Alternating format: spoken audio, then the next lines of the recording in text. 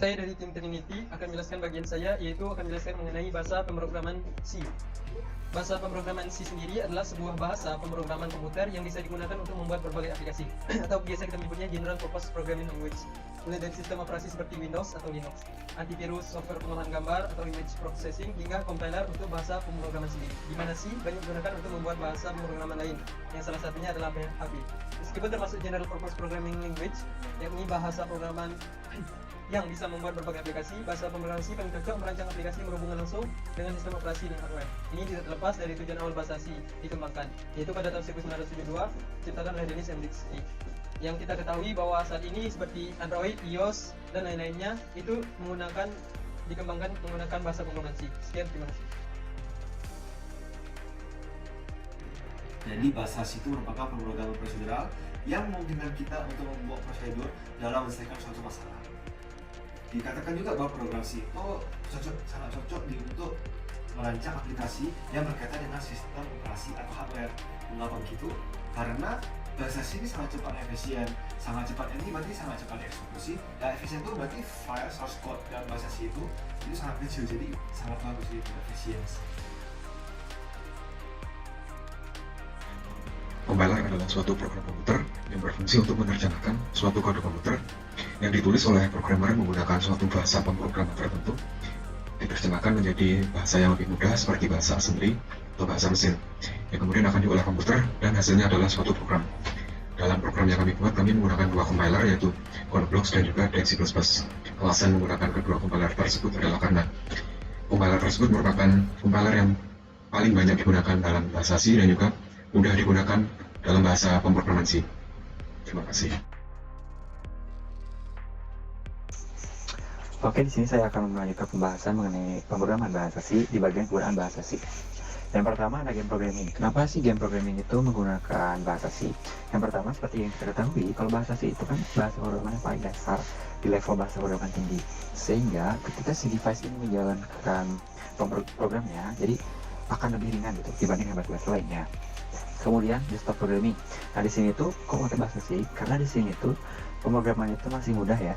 Di sini tuh cuma tentang hotel yang isinya nomor kamar, check-in, check-out seperti itu. Dan juga nggak perlu macam kayak sebenarnya nggak, itu nggak.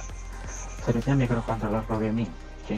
Nah, kenapa microcontroller programming? Menggunakan bahasa C karena bahasa C ini sudah mempunyai standar.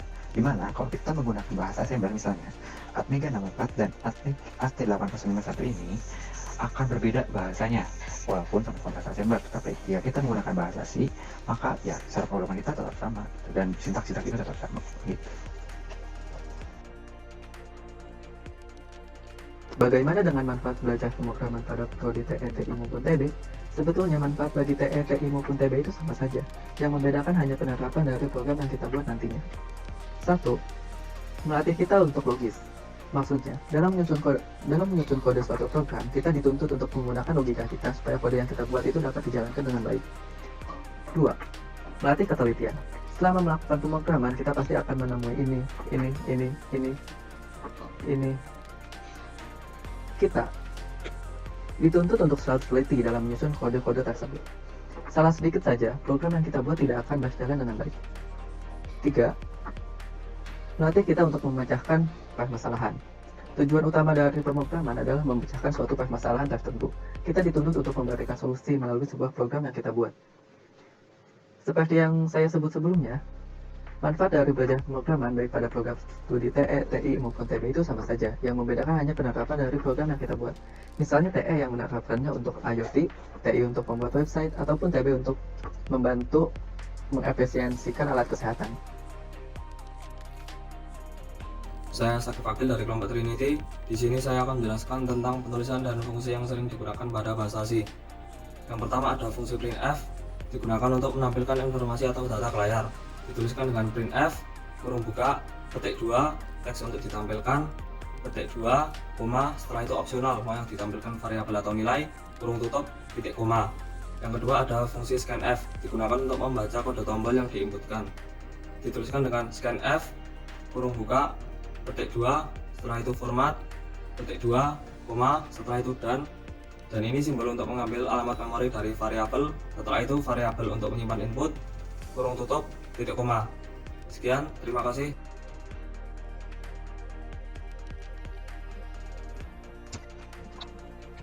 Oke.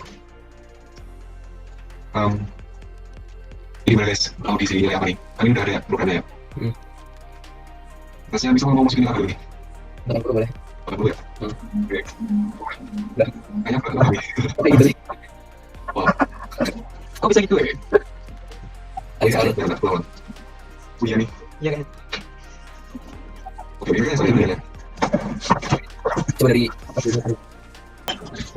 Oh iya, coba tahu ini bagus. Bisa aku buat enggak? Oke, coba ya, ulang-ulang.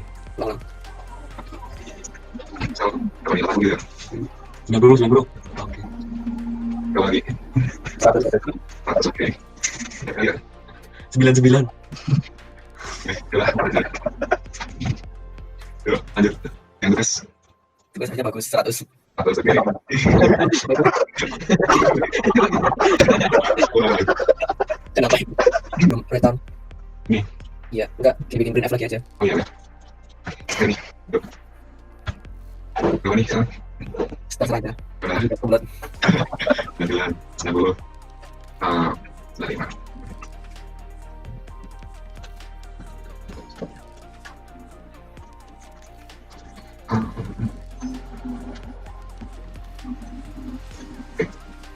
sip, mantap. Sip, sip. Jadi Oke, sip, sip.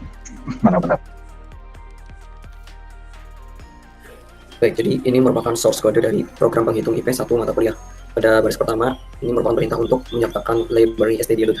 Kemudian pada baris kedua, merupakan deklarasi dari subprogram hitung. Pada baris ketiga sudah mulai masuk ke main programnya. Pada baris kelima, ini merupakan perintah untuk menampilkan judul. Kemudian pada baris ke-6, deklarasi dari variabel yang dibutuhkan. Kemudian pada baris ke-7, ini sudah mulai meminta pengguna untuk memasukkan nilai. Dan kemudian nanti bakal dihitung rata-ratanya. Nah, pada baris ini itu ada pemanggilan dari subprogram hitung. Pada subprogram hitung sendiri itu bakal ada perulangan yang mana meminta penggunanya untuk memasukkan nilai, dan perulangan itu terus berulang sampai pengguna memasukkan nilai sentinel yaitu min 1. Kemudian jika sudah memasukkan nilai sentinel bakal dihitung rata-ratanya dengan cara ini.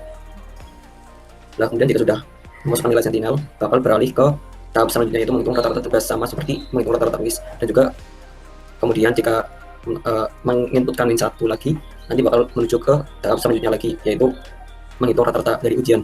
Nah, jika sudah mendapatkan rata-rata dari kuis, tugas, dan ujian, nanti bakal dihitung IP-nya merupakan 20% dari kuis tambah 30% tugas tambah 50% ujian, dan kemudian dijadikan skala 4 dengan cara seperti ini.